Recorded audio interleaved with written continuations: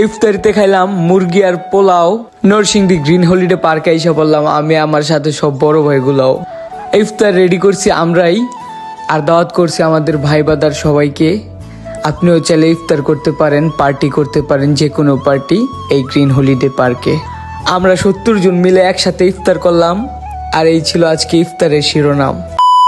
তো hey guys, আজকে আমরা চলে এসেছি নরসিংদী গ্রিন হলিডে পার্কে। এই পার্কটি অনেক সুন্দর এবং এরকম মনোরম পরিবেশে আমরা মুরগির মাংস এবং পোলাও দিয়ে আমরা আজকের ইফতারটা করেছি, এবং এই ইফতারটা করাইছে আমাদের বড় ভাইরা, এবং আমরা ভাইদের অনেক হেল্প করছি ইফতার তৈরি করতে, ইফতার রেডি করতে, এবং ভাইদের বন্ধু বান্ধব সব ফ্রেন্ড সার্কেল দাওয়াত দিছে, এবং আমারও বন্ধু বান্ধব দাওয়াত দিছি। আমার বন্ধু বান্ধব আসছে, অনেকজন ফ্রেন্ড সার্কেল আসছে, অনেকে দাওয়াত দিছি, অনেকে আসে নাই।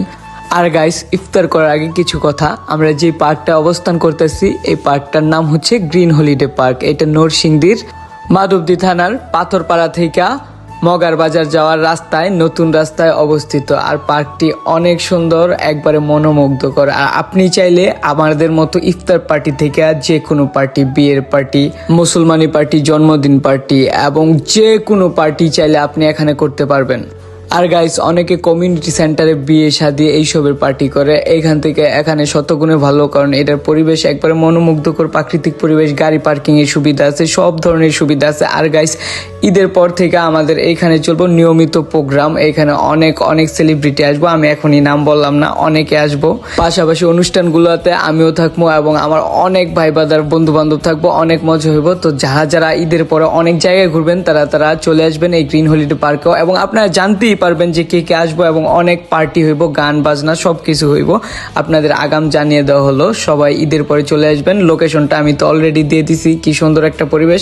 আর গাইস, এই পার্কে কোনো পার্টি করতে চাইলে কিংবা অনুষ্ঠান করতে চাইলে আপনি যে ম্যানেজারের সাথে যোগাযোগ করবেন, এই পার্কের ম্যানেজারের নাম্বার আমি আমার ডিসক্রিপশনে দিয়ে দিব, এবং আপনি চাইলে যোগাযোগ করে এই পার্কে আপনার মন মতো একটা অনুষ্ঠান কিংবা প্রোগ্রাম কিংবা ইফতার পার্টি করতে পারেন। আর গাইস, ইফতারের আগে আরো কিছু কথা আপনাদের সুবিধার্থে বলে দিতেছি। এই পার্কে কিন্তু রয়েছে মনোরম পরিবেশের সাথে ছোট বাচ্চাদের নানান রাইড এবং সুইমিং পুল। যেহেতু সামনে গরম আসতেছে, এই সুইমিং পুলগুলা আর এটা রাইডগুলা এবং এই পার্কটা অনেক জমজমাটি হয়। আর এই পার্কের টিকিট গাইস অনেক কম। আপনি অন্যান্য পার্কে গেলে অনেক টিকিট এবং অনেক কস্ট যাব, কিন্তু এখানে আপনি ল বাজেটের মাঝে সুন্দর করে ঘুরে যেতে পারবেন। আপনি আপনার ফ্যামিলি নিয়ে, গার্লফ্রেন্ড নিয়ে, সবাইকে নিয়ে এখানে ঘুরে যেতে পারবেন। আমার পক্ষ থেকে দাওয়াত রইল, ঈদের পর থেকে আমরা থাকতেছি প্রতিদিন এই পার্কে। আমরা অনুষ্ঠান করবো এবং নানান আয়োজন, গান বাজনা, নাচ এবং মুজরা করা হইব। তো সবাই চলে আসবেন। তো এইভাবে পার্কের পরিবেশ দেখতে দেখতে যে কখন ইফতারের টাইম কাছে গেছে আমরা দেখি নাই। তো ইফতারের টাইম হয়ে গেছে, এবং আমরা কি করতেছিলাম, আমরা আমাদের যে ইফতার রেডি আছে এবং ইফতার রেডি করতে যত সরঞ্জামাদি আছে ওইগুলো নিয়ে গুছাইতেছিলাম, কারণ এখন আমাদের গেস্ট এবং বড় ভাই বাদার সবাই আসার কথা, এবং অনেকে চলে আসতেছিল বাইক নিয়ে।